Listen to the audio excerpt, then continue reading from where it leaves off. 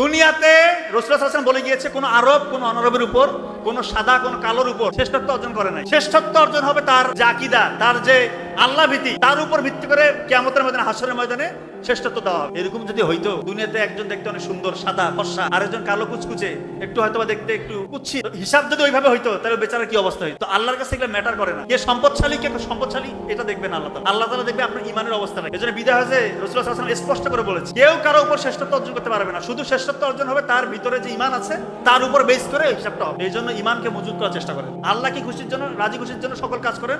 আল্লাহ তাআলা দেখবেন আপনাদের রিজিক বরকত শুধু বাড়িয়ে দিচ্ছে ইনশাআল্লাহ। নাম্বার 5 খুবই ইম্পর্টেন্ট। আপনাদের যারা গার্ডিয়ান আছেন, আপনারা এবং সন্তান সকলের জন্য নাম্বার 5 এই পয়েন্টটা খুবই ইম্পর্টেন্ট। রাসূলুল্লাহ সাল্লাল্লাহু আলাইহি ওয়াসাল্লাম বলছেন যে তোমাদের উপর যে আমানত দেওয়া হয়েছে এবং যে দায়িত্ব দেওয়া হয়েছে সেটা ঠিকঠাক মতো পালন করো। তো আমরা আজকে এখানে এসেছি, অভিভাবকরা এসেছি, সন্তানরা আমাদের এসেছে। আমাদের মূল উদ্দেশ্য হচ্ছে সন্তানের ভবিষ্যৎ যেন ভালো হয়, এটাই তো। কিন্তু আমাদেরকে এটাও বুঝতে হবে যে এই সন্তান শুধু আমাদের দুনিয়ার পুঁজি নয়, তারা আমাদের আখিরাতের জন্য একটা আমানত স্বরূপ। আল্লাহ তাআলা পবিত্র কোরআনের 66 নম্বর সূরার 6 নম্বর আয়াতে বলতেছেন, তোমরা নিজেরা এবং নিজেদের পরিবারকে জাহান্নামের আগুন থেকে রক্ষা করো। বাচ্চা কাচ্চাকে শুধু বড় ডাক্তার বানাবো, ইঞ্জিনিয়ার বানাবো, বিজ্ঞানী বানাবো, বা আপনার মনে যা চায় দুনিয়া কেন্দ্রিক সেটা বানাবো তা না। হ্যাঁ, এগুলো হবে, কিন্তু তাকে নেককার সন্তান করেন, আল্লাহ ভীতি তার মধ্যে পয়দা করেন, যেন তার নাজাতের ওসিলা যেন আপনি হতে পারেন, সেজন্য পরকালে সাকসেসফুল হতে পারে ইনশাল্লাহ।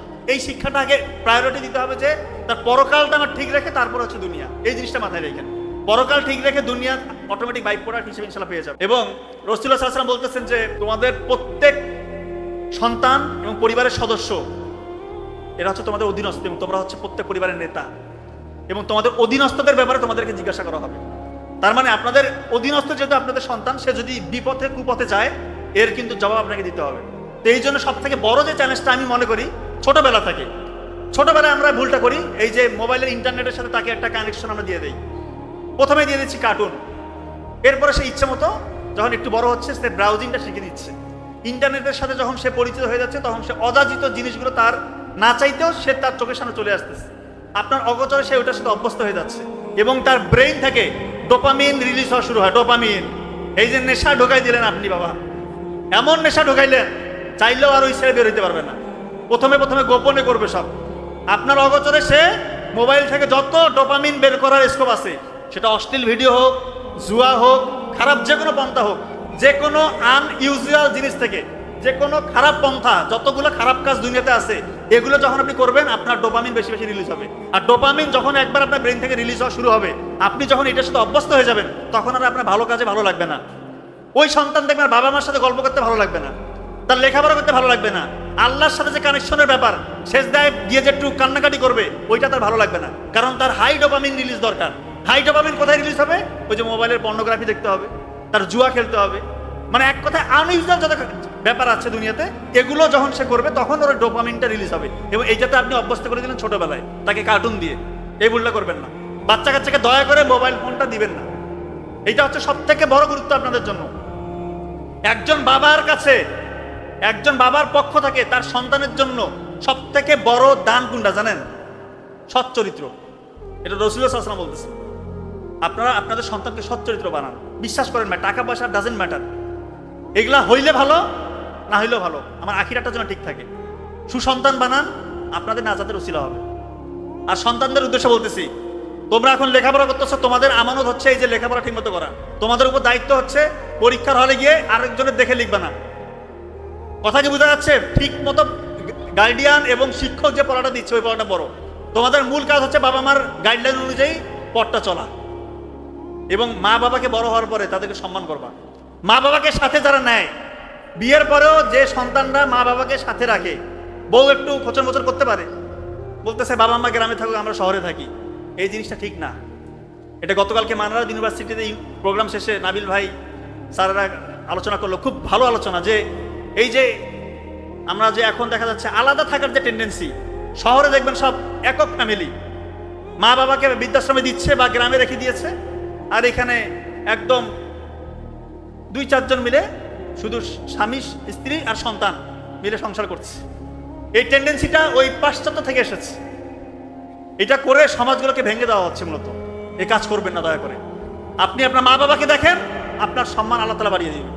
এবং মা বাবাকে দেখবেন না, আপনার রিজিক ধীরে ধীরে কমতে থাকবে। বিশ্বাস করেন, আপনি আপনার মা বাবাকে দেখবেন না, বৃদ্ধ বয়সে আপনার সন্তান দেখবে যে আপনাকে দেখবে না। এই বিষয়টা মাথায় রাখবেন। নাম্বার 6, শয়তানের প্রলোভনে পা ফেলবে না। তো শয়তান কিন্তু একেবারে একজন মানুষকে বিপদে দেয় না, সে ধীরে ধীরে অসহসা দিয়ে একজন মানুষকে বিপদে কুপথে নিয়ে আসে। একজন শয়তান প্রথমে আপনাকে বলবে না যে তুমি সুদ খাও, ঘুষ খাও, জেনা করো। সে তার যে সারাউন্ডিং আছে ওগুলোর সাথে আপনাকে ধীরে ধীরে অভ্যস্ত করবে। এই জন্য আপনি একটু সতর্ক থাকবেন যেন সারাউন্ডিং যে ব্যাপারগুলো আছে এগুলোতে যেন আপনি অভ্যস্ত হয়ে না যান। সবসময় সতর্ক থাকবেন, আল্লাহর কাছে সাহায্য চাইবেন যে আল্লাহ আমাকে শয়তানের অসহসা থেকে, শয়তানের কণ্ঠ থেকে রক্ষা করো। কারণ একবারে কোনো কিছু হয় না, শয়তান খুবই চালাক। শয়তান এমন সূক্ষ্মভাবে কাজ করে আপনার চিন্তার বাইরে। এই জন্য এর যে ব্যারিয়ার, এই যে চতুর্মুখী যে সারাউন্ডিংটা আছে এইটা থেকে দূরে থাকবেন। নাটক সিনেমা কখনো দেখবেন না, ওইটা দেখলে আপনি আলটিমেটলি শেষ দিকে আল্লাহ মাফ করে জেনা আপনার দ্বারা হয়ে যেতে পারে। এই জন্য চোখ দিয়ে খারাপ কোনো কিছু দেখা যাবে না, অন্তর দিয়ে খারাপ কিছু কল্পনা করা যাবে না। এবং আপনারা যারা চাকরিজীবী বড় কোনো সুযোগ পাচ্ছেন, হয়তো বা ছোটোখাটো সুযোগ প্রথমে আসবে, আপনারা কখনো এগুলো লুপে নেবেন না। একদম 1 টাকা হারাম খাবেন না, দেখবেন যে ইনশাআল্লাহ আল্লাহ তাআলা আপনাকে রক্ষা করবে। নাম্বার 7, কোরআন এবং রাসূলুল্লাহ সাল্লাল্লাহু আলাইহি ওয়াসাল্লামের যে সুন্নত এটাকে আঁকড়ে ধরতে হবে। কোরআনে যা কিছু এসেছে আপনি তো সব জানবেন না, যতটুকু এ পর্যন্ত আপনি জেনেছেন, শিখছেন, জানছেন, এগুলো আপনি মেনে চলেন। ইনশাআল্লাহ আল্লাহ তাআলা তো আপনাকে আপনার থেকে ভালো করে জানে। তো আপনার জন্য কোনটা মঙ্গলজনক, কোনটা অমঙ্গলজনক, এটা আল্লাহ তাআলা কোরআনে বলে দিয়েছে। শুধু নিয়তটা ঠিক করেন। দেখেন, একটা পশু আল্লাহর নামে জবাই করলে এটা হালাল হয়ে যায়, একই পশু আল্লাহর নামে জবাই না করলে এটা হারাম হয়ে যাচ্ছে। কিন্তু দেখেন, আপনি পথ চলতে শুধু নিয়তটা ঠিক করবেন। এই যে পানি পান করেন বিসমিল্লাহ বলে, খাবারটা চিবিয়ে খাবেন, কারণ রাসূলুল্লাহ সাল্লাল্লাহু আলাইহি ওয়াসাল্লাম আপনাকে শিখিয়ে দিয়েছে। একই জিনিস হয়তো আপনি চিবিয়ে খাচ্ছেন, বিসমিল্লাহ না বললেন, এটা থেকে সওয়াবটা পেলেন না। তো যেটা আপনি শিখেছেন, জেনেছেন, শুধু নিয়তটা ঠিক করেন, এখান থেকে সওয়াব পাবেন। সর্বশেষ যে পয়েন্ট, পরকালের জবাবদিহিতার জন্য সবসময় প্রস্তুত থাকতে হবে। উমর রাদিয়াল্লাহু আনহু বলেছেন যে তোমরা মরার আগে বারবার মরো, এই কথা আপনারা জানেন। তো একবার মৃত্যু হওয়ার আগে বারবার মৃত্যুর কথা কেন বলেছে? তোমরা প্রতিনিয়ত তোমাদের হিসাব নিকাশ নিজে কয়েকবার করার চেষ্টা করো। তুমি কি আমল করছো, তোমার যতদূর মনে পড়ে, কি খারাপ কাজ করছো, এটা নিজে একটু দাড়িপাল্লার মতো ওজন দাও। এবং হিসাবটা যদি তুমি করো, কি রকমের হিসাবের আপনি শাস্তির বিধান করবেন নাকি তাকে জান্নাত দিবেন, আপনি নিজে একটু দেখেন তো। আপনার আমল নামাটা আপনি নিজে দেখেন, যতটা আপনার মনে পড়ে খারাপ কাজ কতগুলো করছেন আর ভালো কাজ কতগুলো করেছেন। আমার তো মনে হয় আমাদের খারাপের পাল্লাটা ভারী হবে। এই জন্য জবাবদিহিতার যেহেতু একটা ব্যবস্থা আছে, পরকালের অবস্থা কিন্তু ভয়াবহ হইতে পারে, আল্লাহ মাফ করুক। এই জন্য পরকালের কথা বারবার চিন্তা করতে হবে। এর জন্য আমি বারবার বলি যে কবরস্থানে যাবেন, নিকটস্থ কবরস্থানে যাওয়ার চেষ্টা করবেন। দেখবেন যে ওইখানে হয়তো আপনার সাথে চলছে ফিরছে, আপনার নিকট কেউ কবরে শুয়ে আছে। আজকে আপনার অবস্থান ওইখানে হইতে পারতো, আল্লাহ তাআলা আপনাকে বাঁচিয়ে রেখেছে। এই জন্য এখন থেকে আল্লাহর নিয়ামত, আল্লাহর শুকরিয়া জ্ঞাপন করেন। অন্যকে ঠকাবেন না, অন্যের হক নষ্ট করবেন না, সবসময় সৎ থাকার চেষ্টা করবেন, সুসন্তান গঠন করবেন, আল্লাহকে ভয় করে চলবেন, চোখের হেফাজত করবেন, সুদ খাবেন না, ঘুষ খাবেন না, অন্যায় করবেন না, অন্য কাউকে ক্ষতি করবেন না।